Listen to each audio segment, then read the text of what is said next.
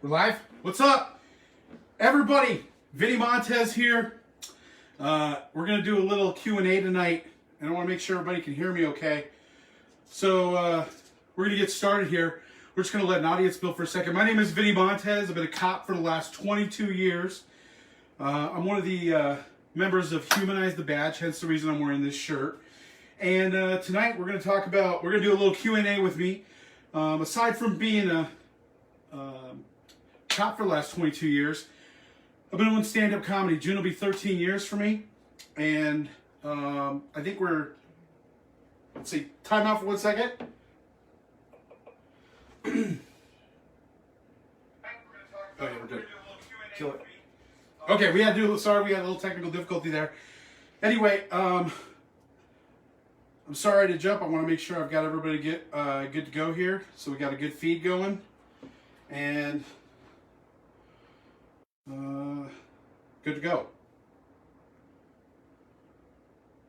All right, we are live. We got a bunch of people joining up right now. I hope we got a bunch of people. There's a couple of people that are sharing this right now. Officer Daniels is supposed to be sharing this for me on a couple of different platforms, so we're just waiting for that group.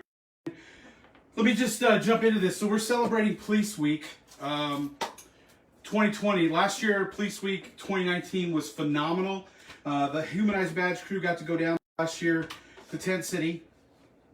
And one of the things that we learned while we were there, it was an awesome time to have camaraderie, get some opportunity to share, some stories with people, recognize the honor of those who've given the ultimate sacrifice. But what we're now in 2020 is COVID. It's craziness. So tonight we've come together for a Q&A with me. I'm going to try to make you guys laugh a little bit. Hopefully you'll get to come see me do some stand-up comedy live, because it's a little bit different than what you're going to see here tonight. We're not going to do like per se stand-up, but we're just going to answer some questions. So some of the questions that have already been preset asked of me is, how did I get into comedy and how does that affect my mental health? So I'm going to just be very candid and I'm going to slow down here for a second. I'm pretty hyped right now because I'm excited to be with you guys tonight. My journey into mental health started right when I became an officer. One of the things that we all start out is very idealistic. I started as an explorer in 1990. I wanted to be a cop more than anything else. Quickly, I started seeing some things. I remember at the age of 16, was probably about that age I saw the first time I ever saw a dead body. And it impacted me, but I kind of felt, I'm just going to be completely candid here. I felt kind of excited because I was like, I had seen something. I wanted to be a cop. And I kind of felt proud of myself because, man, I actually seen something. And I remember the accident like it was today. It was the first time. It was a lady who was killed and a baby was ejected from a car. And I went home that night and to my parents, back home. And I didn't really say anything to my parents, but I felt like, man, I've been there. I've seen some stuff. And then, of course, you become 18, 19, 21.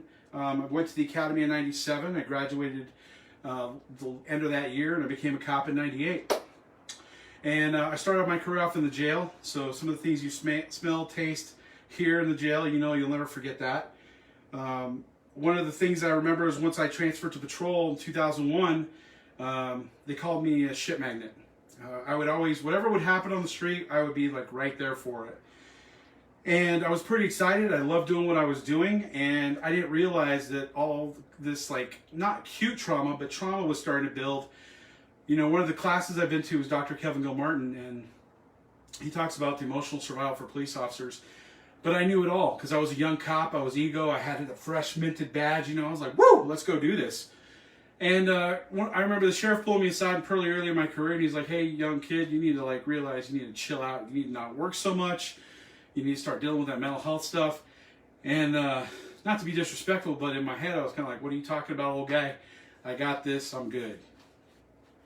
2008 comes up real quick. You get hired in 98. 2008, 10 years into this, a decade.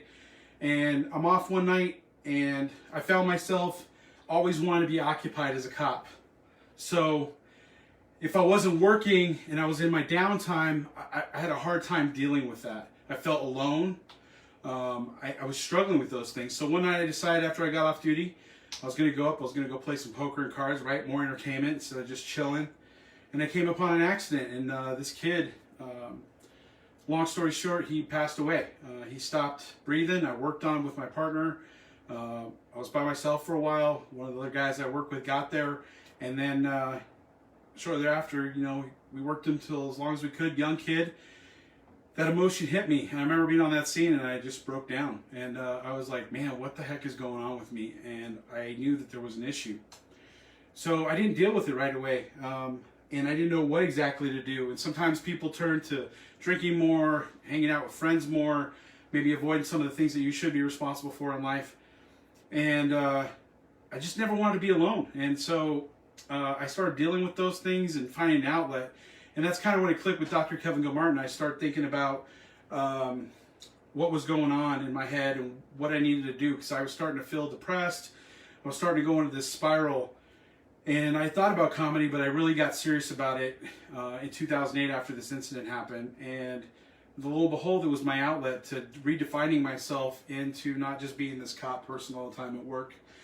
And it's not the cops that end up, committing suicide or getting into those bad situations that are the bad cops. It's oftentimes some of the cops that are the very, very best. And comedy's been an outlet for me. So that is what the impetus was for comedy. And I started writing about it. We're going to take some questions. Please feel free to jump in on the comments here. If you have questions, I have a moderator that's going to be handing me stuff. So do you have is she texting you? So I'll take some questions that you guys have. Some of the other stuff that you might not know about me is some of these random questions that come in. What's the funniest traffic stop that you've ever been on? Man, that is, I'll tell you what, probably one of the funniest traffic stops that I've ever been on was, man, I tell you what, I can't think, there's so many things I could talk about. I'll tell you a traffic stop that involved me as an explorer that I never forgot about this. I used to have a flip phone as a cadet. And when I would load in with the officers that I was riding with, I would always have more gear than they did. So I had like all kinds of bags, and I wanted to be that cadet who was always over prepared. In some of my comedy, if you ever watch it, I'm talking about Inspector Gadget Cadet. He's got like 13 tactical knives. He's got like 13 tourniquets, all this stuff that's going on. And, they're just always ready to go. Well, I put the phone on the side of the car one night, and we went out on this call. And we got in the car after we handled the call, and I closed the door, and the deputy was backing up, and we heard this, the thump thump. He's like, "What's that?" And I'm like, "Oh, it's nothing." And so we went until the end of watch. I didn't have a need for my phone, and at the end of watch, when we were offloading into the cars, I was looking for my phone, and I couldn't find it. And he's like, "Well, what do you remember that thump we had, the thump on the side of the highway?" And I was like, "There is no way." So we go out there, and sure enough, there's my phone, the old brick flip phones. And I go to open it, and we'd run it over so well that when I opened it, the bottom of the phone just fell off into the ground. So that's probably, it was a traffic stop, but kind of something stupid that happened to me. I'm sure you guys can relate. It's probably, other than that, being funny is catching that traffic stop, like you're trying to put the blinders on, go back to the office because you don't want to get involved in anything, like you don't want to get another call, you got to use the bathroom. And us cops, man, we are particular about our porcelain. Like, we don't just use public porcelain. COVID's going to change it into an entirely different realm of that. But like, we have a couple places we feel comfortable as cops, and we're going to drop trial with all of our gear on there. We're either going to do it in the station, a substation, or we're going to do it at home. We don't go into no Conoco, 7-Eleven, drop our trial. No, it doesn't happen that way. So inevitably, you get a traffic stop, you have to pull somebody over, they're driving super crazy. And of course, at the moment, you don't want to catch a warrant, or you don't want to have something, they got everything, and you're just like, you got to go, and be like, brr. My buddy Sammy tells me, he always keeps TP in the car just in case. And I know we kind of just went there crazy, Bill, with that, but I don't care. We're just going to keep it going. How did you get into comedy? I think I just talked about that. It was my mental health. And I'm kind of being acting a little bit of a fool right now and just joking around with everybody because I want you to feel a little bit comfortable. I want to make myself really personable to you. Mental health is a very serious thing. It's taboo to a lot of people. I think people have a lot of shame associated with talking about their mental health. And that used to be me. I didn't want to talk about my mental health and what was going on. I didn't want to talk about the issues that I was struggling with because I thought that the officers that I was dealing with, my partners and so forth, would think that I was showing weakness. And that is complete. It's all right to, I hate to say it's cliche, but it's okay to not be okay. And more people that we talk about it, I can name 6 cops from my own agency from the age that I started in 1990 to where I am today in 2020. I can name 6 cops that have taken their own lives. And that's a complete tragedy. And the reason I say that I bring this up is because many of those cops, often most times the cops that end up doing that, they're some of the greatest people in the world. It's not the ones who didn't care, it's the ones who truly cared a lot. I've had a recruit of my own when I was an FTO. He took his life. He got involved in a gun battle to save some people's lives at a ski resort. And he later took his life. And, you know, the stories go on and all those treasured people's lives that, you know, they impacted the people they left behind. And they were just wonderful people that maybe if they'd have reached out and talked and said, hey, I got an issue. And so comedy was my way out of that. I never wanted to get to that point. Let's just be candid here. Did Carol Buskin killed her husband? I don't know. That Tiger show is going crazy right now. I'm going to go with yes. All right? I'm going to pick a side. I'm going to be decisive today. Yes, she did. Next question. How is your comedy special? I can't read that, moderator. How has your comedy and social media? What is that? How has your comedy and social media affected your career as an administrator? Oh, that's a great question. So how has my social media affected my career? So I don't ever say the agency that I work for, but if you look me up online, it's really easy to figure it out. I've been there since I was a cadet. And I think that some administrators around the country look at social media as all evil. Or they're afraid of it. And then I think that there's other people who are more lenient. You know, we have a policy where we're not putting our agency, like you don't ever see me wearing my agency's uniform when I'm doing comedy sketches or things like that. Sometimes you'll see me at a community event in uniform, but it's always kept in the positive light. When I'm ever joking or doing a skit like with Officer Daniels and stuff like that, you're never going to see me wearing my uniform at my job. So we have regulations that we fall under, but the thing about it is there's a lot of positive stuff that can come from. And here's an example. If you don't know who Ono, it's the Popo dancing cop, they call him, AJ up in Philadelphia. Here's a prime example of what positive communication is. And so you'll see a lot of me posting, you know, funny stuff, but you never see me getting like political or talking about that. I think you have to be very careful about it. I think you have to understand the dynamic of what the impact is going to be to your audience. Stand-up comedy, I kind of push the envelope every once in a while, but here's the deal. To me, it's a protected art form. We have the First Amendment too. You're never going to see me outright like going after somebody or anything like that. I'm not going to do that. I wouldn't do that personally. I keep it professional. I try to keep it in the comedy realm, and you don't see me engaging people. Like, for example, I posted something with my friend who is very political. Not too long ago, I posted something just supportive of him, and the next thing you know, people are hating on me for it. I just didn't respond to it. I just didn't engage it. So you got to be good about that stuff. It's done a lot of great things for me because more people have become aware of me. I know I'm talking quick. We've only got a half an hour to 45 minutes here. One of the things I want to say that it's done for me and what the benefit has been is it's got the message out that I'm not alone. And that's helped me personally deal with my own mental issues as far as, you know, dealing with the struggles of, you know, I don't know if I would be clear. It would be clear for me to say that I've had post-traumatic stress. I'm not a doctor. I've been to plenty law enforcement counselors. But there's definitely some mental health issues of anxiety and feeling down and alone and overwhelming emotion. And I think that when I share that with people and I'm open about it and I hear about their stories, and a lot of times it's not done in an open setting. So when I perform at a show, whether I'm at the National Latinos Law Enforcement Conference or I'm doing any other show around the country, I just share for a little bit of time what that struggle I went through in the middle of that show, and then I bring it back up. But when I do that, nobody ever yells out, hey, yeah, me too. What they do is they wait till the end of the show, they'll come up to me, or they'll send me a DM, or they'll send me a text message or whatever. And slowly, over time, social media has let me reach a lot more people that are struggling with mental health issues in this career. And it's not just cops, it's firefighters, paramedics, EMTs, dispatchers, and I kind of done a little bit of all those. I started as a dispatcher right before I got hired as a cop for like 2 or 3 years. No matter what position you're in, the things we smell, taste, hear, feel, are subjected to, whether directly or vicariously through those different jobs within the EMS field, everybody is touched in a certain way. And a lot of times, even for dispatchers, those of you who are watching right now, you don't get to see the end resolution. The one thing for me as a cop, and I know I'm kind of going all over the place, but there's so much I want to say. I can remember time after time going and, we call in for a chopper, right? And the chopper gets there, terrific accident, terrible accident, just people in bad shape. They get loaded up and they go. But you never get that end resolution. And then I feel for my partners that are dispatchers, they never get that resolution, right? Most of their stuff, maybe cop is kind enough to call up there and give them a heads up as to what happened.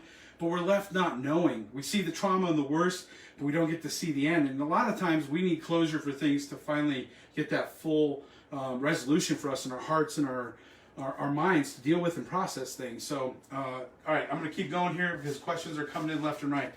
Encourage donations. Hey, I added a button, and thank you, moderator, for reminding me. I added a button. I made my donation already for Blue Help, and I want to remind you guys that Blue Help is Blue Help LE on Facebook. So I've already added the donate button. Please add what this organization does, which is a nonprofit. If you're not aware and you're a new viewer turning in, just because we've shared this a bunch tonight, is their advocacy for supporting people and families who have lost somebody to either committing suicide or dealing with trauma around that, and supporting them, because those are heroes too. People had honorable careers. Many of the people I told you about, 6 people my agency that I can name off right now, they had great careers. They were great people, and then they took their own lives. It doesn't mean we shouldn't recognize them and be supportive of their families, because for years they were making that sacrifice to be that person out on the front line doing that job. And also the advocacy that goes on. If you get a chance to read Blue Help, like today they were talking about some of the stuff related to Counseling Act for that's passed the Senate, and also some gathering data information related to law enforcement suicide deaths, and that has passed the Senate really recently. I believe, as a matter of fact, as of today. So there's a lot of positive things that they're doing, they're advocating for, and they're helping to get that information out there. Can you touch on a few things that helped, I can't read your writing, with your family? Yeah, I guess being open about stuff. I used to kind of hide some stuff, and I'll give you a prime example. So I used to hide the fact that I chewed. And I've been dealing with something with this recently. I used to hide the fact that I chewed. I used to hide my faults because I thought that nobody would understand. And I was protecting myself that if they didn't know, it'd probably be okay. So one of those things is, like in relationships, you got to just be straight about it. I've got many demons that we could spend hours talking about my issues and the things that I struggle with. But I think with your family is you just got to be willing to open up. I think a lot of cops oftentimes think, well, I don't want to share that trauma, the things that I see or that I feel when I'm at work, and the only people I can relate to are those other cops. But that's not true. The people that you're with at home, you don't have to go into the gore, but you can tell them how you feel, how you reacted, or give them the overall gist of the scenario. We can't talk about cases at home, but we can talk about that trauma impact that we have. And oftentimes, it's going to do 2 things.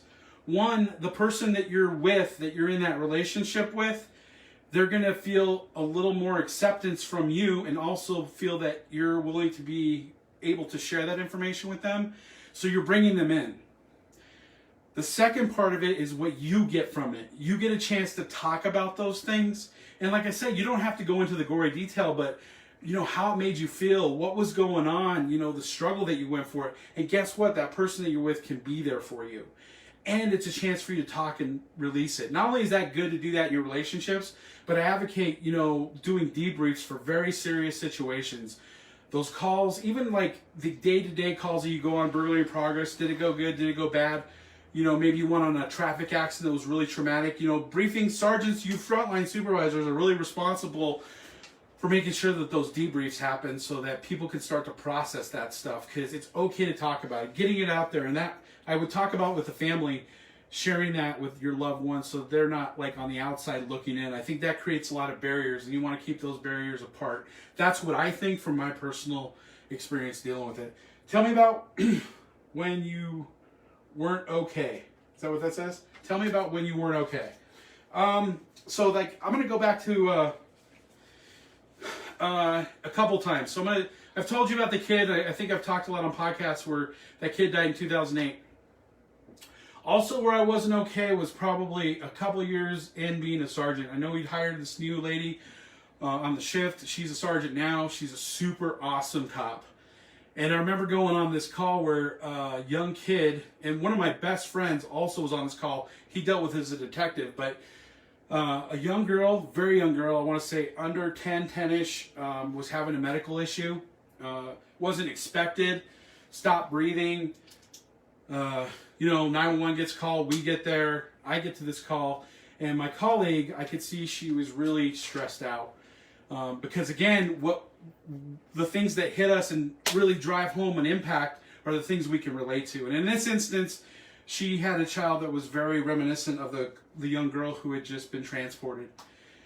And I saw like the emotion in her, and I could see the emotion in her FTO.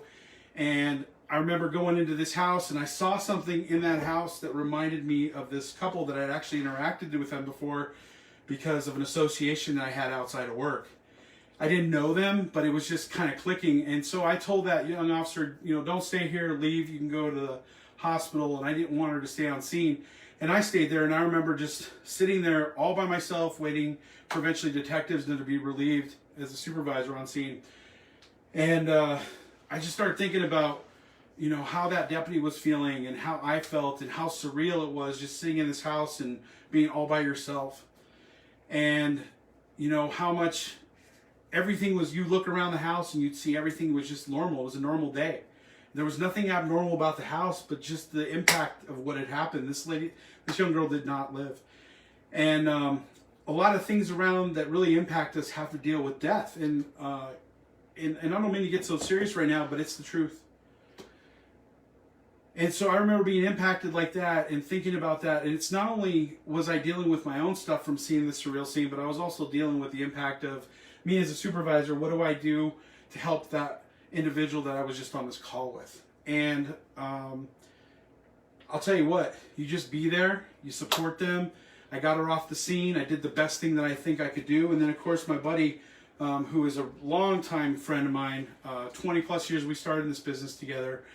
He ended up being the detective. He had to go on the autopsy for that. And I remember him telling me he got home and he had a young son at the time. He had to wake him up or get him up and give him a hug just because it really was impactful. And I don't even have kids, but I could feel how impactful that was for him. And for him to share that with me and talk about it, I think is important. So how was I impacted? When was I okay? When that kid died in the canyon, when I was seeing my friends being impacted by that other scene, when I've seen young people. I think it's always tough for people when they see young people die, because we always, at least for me, and I can't speak for everybody else, I think about, man, this young kid didn't have a chance to do anything. I'll get real dark here with you because we're going there. There's nothing more alone in my life as a cop being out there than I felt when I'm on a scene like where somebody commits suicide. I remember the scene like it was yesterday. A couple of our officers got there. I was a supervisor on duty. They had already cut down this young kid. And, he looked like, he was just laying on the ground. He was deceased. And, we had officers there and standing over this kid, just lifeless. You just look at him and he just looks perfect. He looks like he's fine.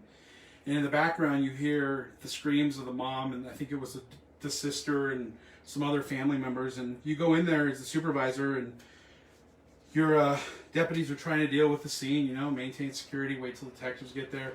And you go up to the family, and I remember telling the mom, I'm so sorry for your loss, and let me tell you what's going to happen just so you know the situation.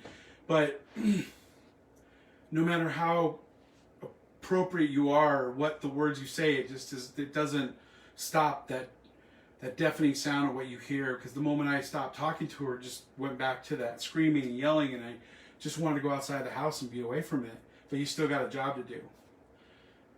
And it's tough. But that's where, when you're away from it, sharing that, like right now, being able to share that with you in this media stream is really giving me a chance to deal with some of my own stuff. I don't think I've ever talked with that live before.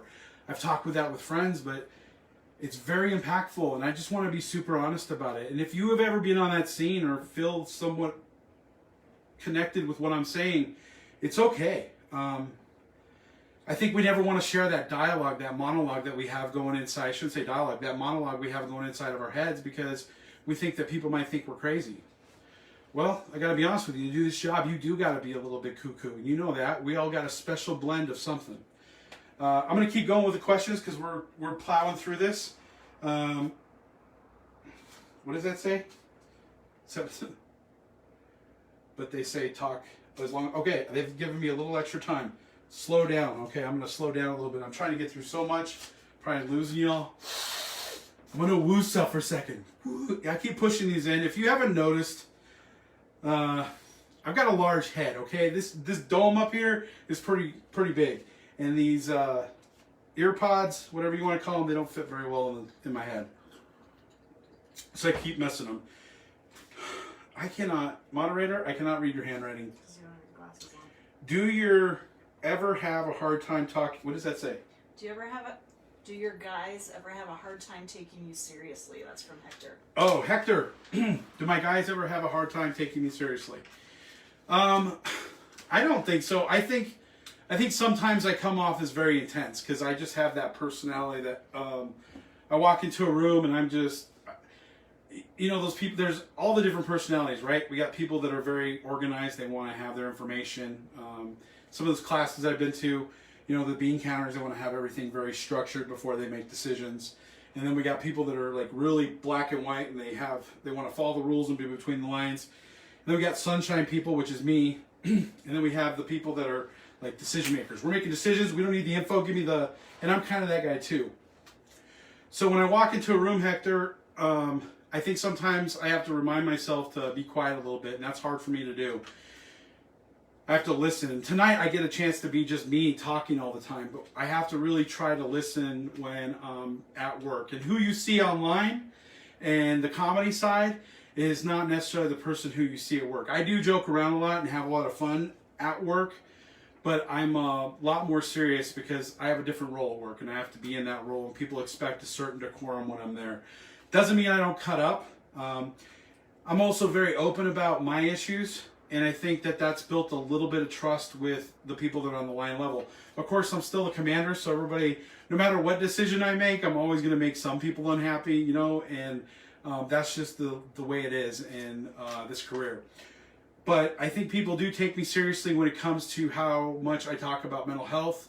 I've taught in-service classes for our deputies at the sheriff's office, and nobody's ever come to me and said, right during the class, hey, I totally relate with you. It's always one-on-one because there is a little bit of shyness, but the fact that they have the courage to come tell me that, send me a text message or DM me about those things, that tells me yes, I've got trust with them, and it's an ongoing effort, right? It's a relationship, so you got to constantly be putting effort into it. Do you have another one for me?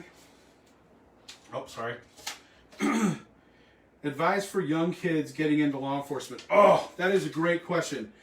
All right, all you law enforcement explorers that might be watching right now, or you're younger than that, if you don't have to see it, don't see it.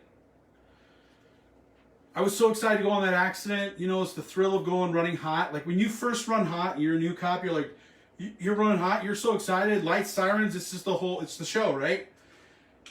But when you get to that scene for your first time and it's real, and you're seeing that tragedy, if you don't have to see it, don't see it. There's going to be plenty of that to see in your career. And you should I think you should keep yourself mentally prepared and situated to be able to take on that trauma that's going to happen. Dr. Kevin Martin talks basically, I'm going to paraphrase here, but basically you have this big chalice. And eventually, no matter who you are, you fill that chalice up with all the different experiences, good, bad, trauma, all that stuff. And if you're not emptying it out all the time, it's going to overflow. And my point of bringing that up is if you at the age of 14 or 16, typically when people are young in law enforcement or they're interested in it, if you start that experience like I did, I think that's why I hit the wall earlier, is because I'd seen so much as a young person coming up, and there was really not a need to do that. So I'm not saying, you shouldn't be an explorer, you shouldn't go out there and do it, but what I do think is if you don't need to see the trauma, there's no reason to go see that kind of stuff, the gore or whatever it is, don't. There'll be plenty of time in your career to get exposed to all that. But learn from the people around you, the relationships, how they deal with calls. That's all good stuff. Did I skip one? Mm-hmm. What do you think about peer support? Wow, man, this is all hitting home. So I just recently took over our peer support team, and what I mean by that is I'm the administrator. We have a bunch of young senior officers and sergeants that are really doing a great job with the program, and peer support is huge. I think that cops tend to want to talk with cops. It's because we all know the vernacular. We all know the situations of what we deal with, and it's easier for us to relate. We always have an easier time talking with people when we can relate to them. And I think that's what peer support should be. One of the things I think you have to have in a peer support group is trust. And so I think agencies should be very careful about who they put in those roles. And I think that they should absolutely make sure that they have an opportunity for people to get the counseling that they need. Maybe peer support can be a mechanism or a conduit to getting somebody to a situation where they could talk to a real counselor. And speaking about that is, I don't care if it's peer support, if it's a colleague, a sergeant, somebody you trust, a best friend that's not a cop, which people who are not cops are outside this job that are friends, or whether outside of EMS period, are great people to have. But nonetheless, whether it's peer support or somebody you trust, just having somebody to be able to share and bounce that information off. The other thing I want to talk about, and I'm sorry to digress on it, is I think if you're going to go talk to a professional counselor, if you could seek out somebody who is a law enforcement professional counselor. I've been many times to EAP, Employee Assistance Programs, over the course of my career. Now I know some of those people that I went to talk with that were, dealt with psychological issues and that wanted to help me as counselors. They always weren't the best. I didn't feel like they were the best fit for me. It wasn't until I actually went to a law enforcement psychologist that could relate to some of the situations that I was going to. It had people trained specifically to deal with that. Was I able to get some real benefit because they understood where I was coming from.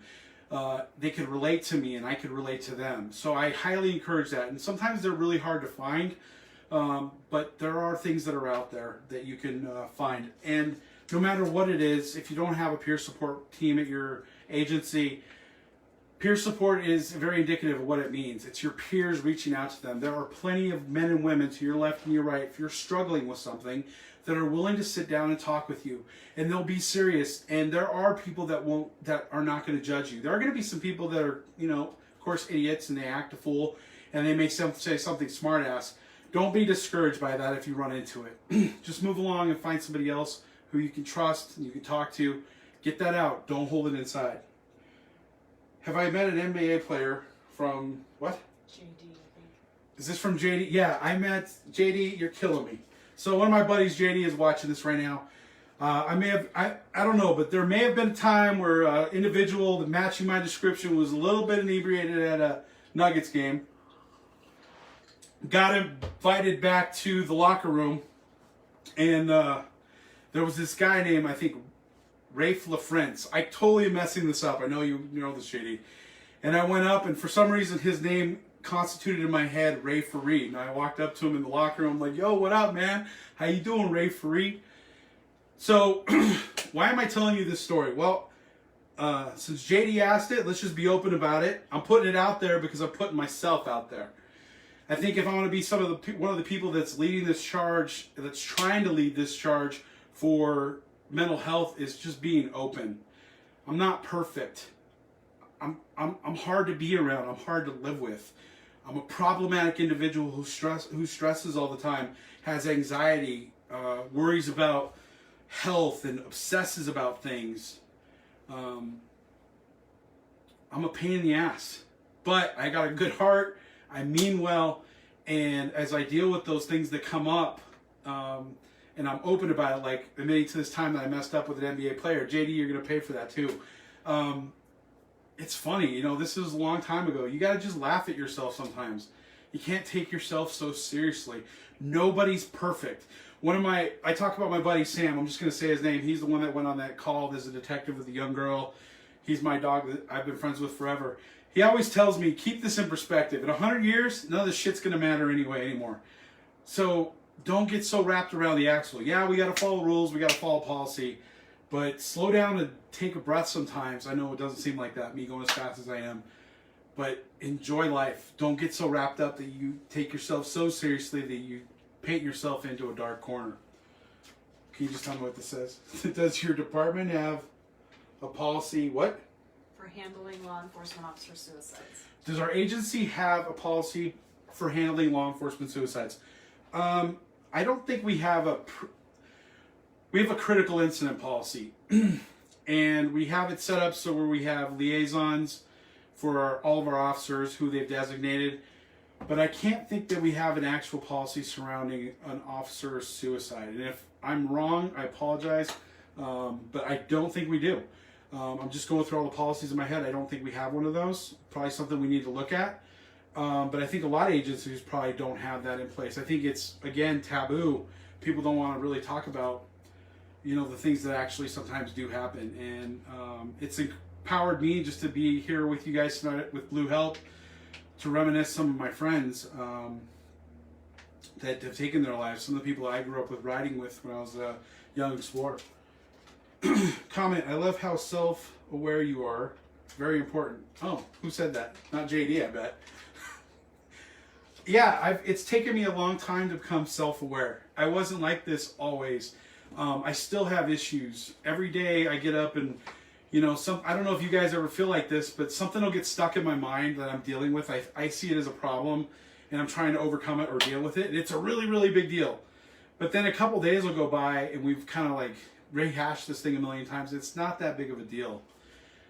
So that's one of the things I've learned is try to just let a little bit of time go by. I like to argue stuff because that's just my personality. I will argue with somebody till the cows come home just because I like to argue. And sometimes I just like to argue with myself, I think, just because, you know, I find it interesting to argue everything possible. My moderator over here, my better half, is telling me, yeah, probably so. I'll argue with myself, talk to myself. You know what? That's just me. I like being me. And what else do you need to know about me? Come see a show. I'm not doing it justice tonight. I'm not really even doing comedy. I'm just talking to you openly. I just want to tell you guys from the bottom of my heart, everybody watching, is imperfection. You know, no matter how great of a show I ever perform or, you know, whatever comes my way, I just got to remember that the relationships, the friends that are around me, the people that count on me are the most important things in my life. You know, money is not going to do it. My dad used to tell me all the time as a kid. I lost my pops right after I became a cop to cancer. He'd always be like, Mijo, which means my son, you never see a U-Haul behind a hearse. You don't take anything with you. So I try to live by that principle. I don't care about riches and, you know, having the biggest house, or I don't care about that stuff. It's just material. You know, nobody ever said, let me see my Porsche 911 and all that other stuff when they're on their deathbed. They just usually want to see their loved ones and spend time with them. I also think it's important to, you know, thank you for making the comment about being self-aware, but I think it's also important to take time for you and be selfish. And what I mean by that is if you don't handle the self-care, if you don't go seek out help in talking to people because you're struggling with something, it's only going to get worse. You know, I thought that when I did EMDR for the first time, and if you don't know what that is, maybe you do, maybe you don't, but I was seeing Tiffany, who was my psychologist, law enforcement one, she's the bomb. And I go there, and she's like, we're going to do this thing where we put the light going back and forth in front of your eyes. And I'm like, yeah, okay, what's this mumbo jumbo? And then I did it, and it really relaxed me, and I left the office very positively, and it was a great experience. Well, I just had conjured up in my head that this was going to be some mumbo jumbo and, like, you know, my crazy or whatever. But it really worked. And giving yourself a chance to take care of you will help you will not only help you help yourself, but when you take that opportunity to take self-care of yourself and deal with your mental health issues, as a leader in the organization, you're communicating that that's important to everybody else in the organization. And sometimes people who are afraid to take that step, once they see somebody take that opportunity and, you know, self-help themselves to go get counseling or go see somebody or talk with a friend, and they see that somebody else is willing to be open about it, it's a catalyst for them to do the same thing for themselves. And that is where we reach a success, because we want it to be a trickle-down effect where we have people that are really, really looked at as strong people in the agency step out and say, yeah, I've had my struggles. Whether it be alcohol, I can't tell you how many cops I've had in my career that I know have had alcohol issues, chewing tobacco issues, me, probably gambling a little too much, me, you name it, eating too much, definitely me. I always feel better going to bed with a full stomach. Why? Because I feel that fullness. I mean, let's just be straight about it. What else? Name it. All of us probably have an issue somewhere along the line. But we have to be bold leaders to step out and say, hey, you know what, I'm willing to accept some of the things that go with that. And once you talk about it, I guarantee you'll always feel better about it. Plug any future shows. God, everything's on hiatus right now. I'm going to be back in Texas. I think the negotiators are going to have me down there. My good friend Chelsea Lynn, her and I, and Officer Daniels and Libby Higgins, we're coming back to, hopefully once they open everything, we're going to be in Nashville, Tennessee with Tammy and the gang. We're going to be in Raleigh, North Carolina, Virginia Beach, and I've got a ton of shows that are lined up from like September all the way through 2021. It's booking up. So we haven't posted or released anything on my website, VinnieMontez.com. I would love to entertain you. Share this with your friends. I just want to be open about everything that I've talked with you guys today. I want to thank Blue Help for having me on. A few more things before we wrap. They're trying to get to 1,500. What are we at? 1,000. We're at $1,000. No, they're trying to get to 1,000. They're trying to get to $1,000. What are we at? 825. We're at 825. All right, people. Here's the deal. What do I got to do in order to get us to 1,500? What do I got to do? You tell me what I got to do, and I'll think about it. And if it's something reasonable, I'll do it. I'll shave. You know, I didn't do the live stream the other night. I'll shave this off. I don't like my beard. I'll shave it off if we can get to 1,500. I'll shave it off if we can get to 1,500. Can I keep a little goatee, a little mustache? Somebody says strip. I'm not going to strip. You know, most people go to strip clubs. You know, they throw dollar bills out. If I start taking my clothes off, people are going to throw $5 bills to keep it on. All right, let's not get crazy here. Plus, I don't want to get an IA. Thank you. I want to thank everybody who's had a chance to donate so far. Thank you so much for donating, whether you donated $1 or $801. Thank you very much. Where are we at? 825. 825. I'm not ending this live stream. I'll be here till next week. Jump on there right now. Donate $5. How many people are watching right now? What's the views on the top left corner? You'll see in the white little box. 141. We have 141 people. If all you guys donated $1 right now, we'd be very close to being at $1,000. How do you donate? You push the button. So you got to make sure you're on the Blue Help page. If you're watching this on one of the other pages, make sure that you click on the Blue Help. There should be a donate button where you just push the button and you could pick how much you want to donate, and we can get up to $1,000. If we get to 1,500, if we get to 1,500, I will sing the national anthem by myself right here live for you. I will do that. I will sing the national anthem right here, right now for all of you. Embarrass myself. I will be pridefully happy to do it, but I will put myself out there for Blue Help if we can get to $1,500. Where are we at? Still, now we're at 835. We're at 835. Okay, so 10 of you. All right, I'm gonna do some jokes. Somebody says, can you do the twist? Can I do the twist? Yeah, I can do the twist. I'll do the twist. Do the twist. Chubby checker twist. All right, people, I'm putting myself out there for you right now. Making it complete. I told the Ray Faree joke, or not a joke, the story. What else? Come on. If I get 5 people to donate $20 each, that's $100. 5 people, $100 each. Look, for all you gluten-free people out there, you know who you are, you Subaru driving sons of bitches. You know you're watching this live stream. You know you're gluten-free. Look, I'll eat something with gluten if you donate $10. Why? because I love gluten. I'm a Mexican and we love tortillas. Tortillas are the way. Listen, gluten-freers, $10 each. Where are we at? What do I got to do? I'm willing to do it. 905. What's that? 905. 905. 80. Or sorry, I have good math. $95 and we're there. They're at now 1,005. Okay, we're at 1,005. National anthem. I told you 1,500. Share this. This is how we do it. We're gonna share it with a bunch of people. Look at that thin blue line glass. What's the weirdest thing you've ever confiscated? All right. What's the weirdest thing I've ever confiscated? I don't know that we actually confiscated it.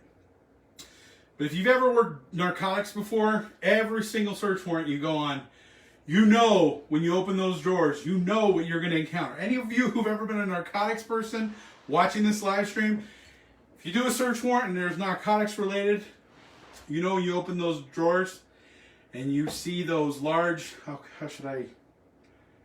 Personal female devices. Personal female devices. Well, it doesn't necessarily need to be female, right? You know what I'm talking. I don't want to get crude on here, but I don't know that we've ever confiscated one of those. We've encountered many. What else? Any other questions coming in? They want to see 22 push-ups for vets. 22 push-ups for vets. Okay, I will do 22 push-ups for vets. It's not going to be right now. There's not enough room where we have the filming going on, but I will do that if we can get to 1,500. So I'll do 22. I got to keep track of what I got to do here. I got to do 22 push-ups for vets. I got to sing the national anthem. What else do I got to do? Somebody says, go in front of your, pull someone off the street in front of your place and give them a cavity search. Pull somebody off the street in front of where we live and give them a cavity search. Daniels, get over here quickly. What else? Where are we at? 1090. We're at 1090. $410 there. What do I got to do? Are we thin blue line? I want to make sure that, we understand whether you're a dispatcher, paramedic, Fire Department Chronicles, if you're watching this, whether you're a hose dragger, Fire Department Chronicles, get off of your lazy boy. I know you're watching this feed right now. Get off of your lazy boy, put down your video game controller, take out your phone, hit the donate button on there, all right? I know we can do it. We're only $400 away. We're sharing this all over the place. We're driving a lot of good awareness for Blue H.E.L.P. What do I got to do? Do I got to flex the chest muscles here? What? Is that good enough right there? What else are we going to do? If we get 1,500, I will sing. I'll be like, I'll even do like, glory, glory, hallelujah. I mean, I'm going to sing the entire national anthem. Come on, people. What are we going to do? I'm going to do one of my jokes because I feel like doing a joke right now. I'm not leaving this live stream until we get to 1,500. Where are we at? 1090. $410. I'll donate another $50. So can you push on there for me? $50? All right, I donated 50 earlier. Somebody matched my 50. Do it right now. Go to the button, push 50, donate it right now. So we should be at 1140. 1140, 1145. I auctioned a thin blue line blanket with Daniels in Philadelphia and Ohio for like $1,100, something like that. So we can go higher than that. Where are we at? 1140. We're at 1140. Dude, is that including my donation? 1140. Did we get a donation of 50 in there? Somebody matched my donation at 50. We're at 1140. We need $360. How many people watching? 140? 124. All you right now, I want to know where you separate the good from the average from the very cream of the crop. 4 of you right now do $50. We're over halfway there. We're getting close. I'll sing out the national anthem. We'll close Blue H.E.L.P. I'll rap. You want me to rap? Is that what I got to do? I'm the Vin man, doing it my style. So you better step back and stay a little while because I'm kicking. Hanging out with Blue H.E.L.P. Man, I'm the playing with the I don't even know what I'm doing at this point. Look, you guys got me rapping here in the middle of the night. For you, because we're trying to help Blue H.E.L.P. And if you haven't heard of them, Blue Help LE on Facebook, and you're tuning into this for the first time, my name is Vinnie Montez. I'm a police officer, stand-up comedian, and I'm talking to my friends here with Blue Help. We had a Q&A tonight. If you have no idea, you just came across this random feed and you see this large Latino just kind of going off at the helm, that's me, no problem. You're just stopping by for a little bit, you want to be participative, and you think, heck, let me just help out. You could donate $100, you could donate $200. You might even have a feeling inside of you, you're like, you know what, I just need, for tonight, I just need to do something positive. And you're like, you know what, honey? We don't need that Samsung 72-inch TV. Is there even such thing as a 72-inch? I don't know.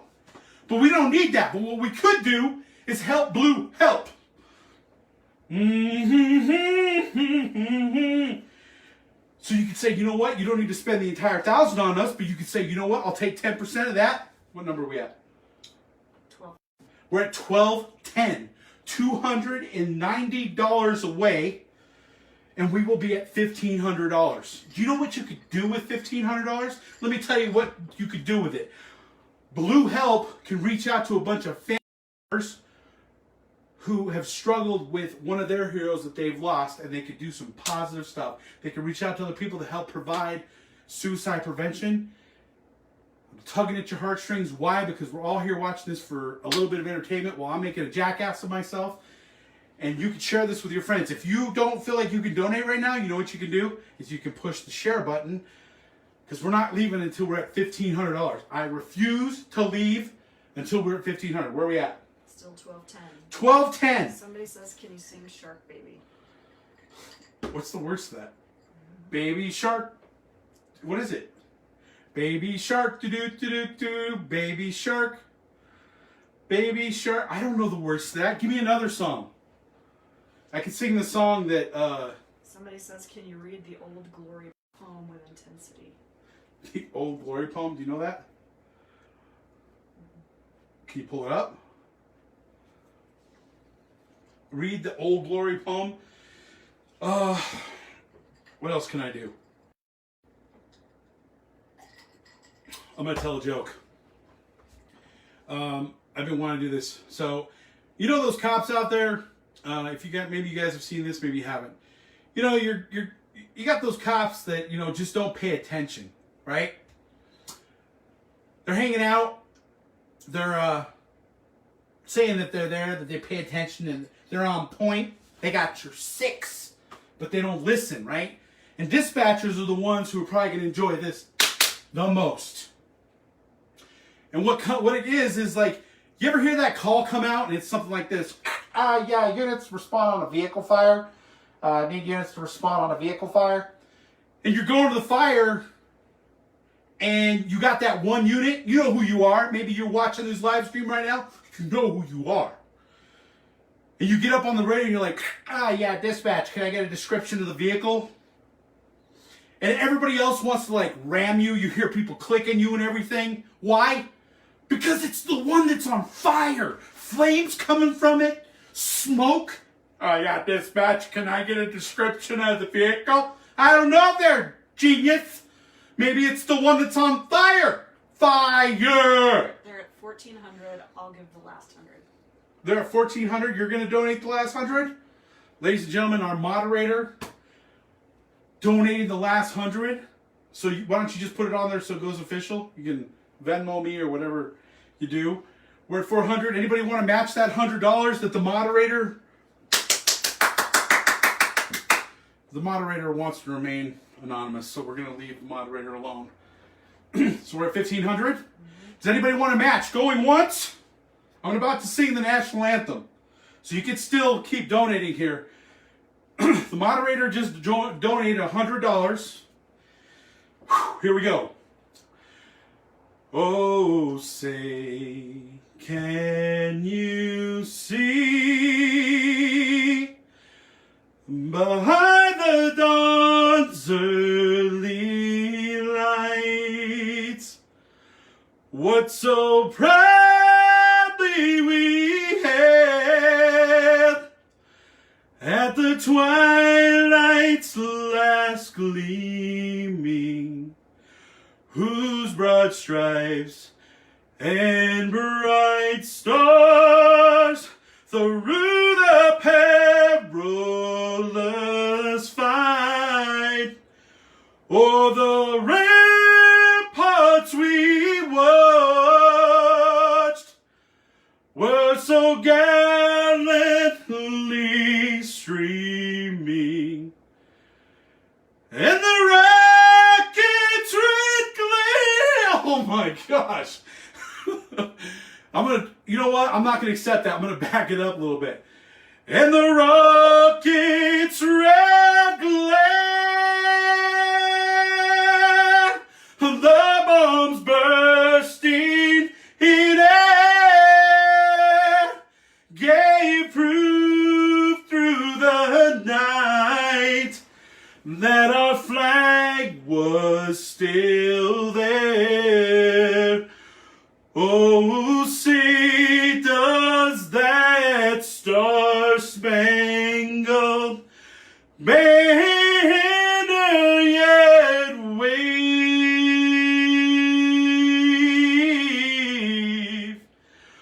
o'er the land of the free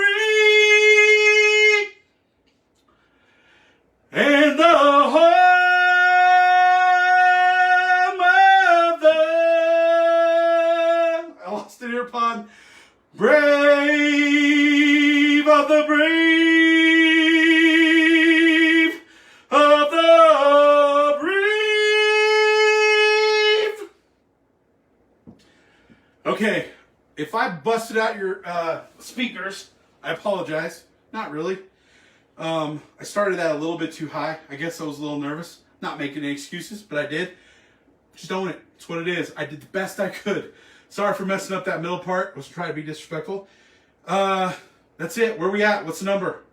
1510. 1510. Thank you guys. On behalf of Blue Help, I'm exhausted at this point.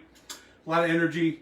Thank you guys so much for tuning in. I wish you guys a great rest of your year for 2020. And please, if you get a chance, take a look. If you're not part of Blue Help already and you're not aware of what they're doing, look at their Facebook page, take a look at it, see some of the stuff that they're posting. Donate. The donate button will be up there even after this live stream closes out. I want to thank you guys for joining us. I want to thank Brianna and everybody who reached out to me to help bring me on this, to answer some Q&A. Please come see me at a comedy show near you, VinnieMontez.com. I post everything up on there where all the shows are going to be. There's going to be a bunch of stuff that gets posted here, released probably at the beginning of June. Thank you guys so much. What else am I forgetting, moderator? I love you guys. You want to go click us off? I love you guys. Be safe. I hope to see you at Please Week 2021. God bless everybody.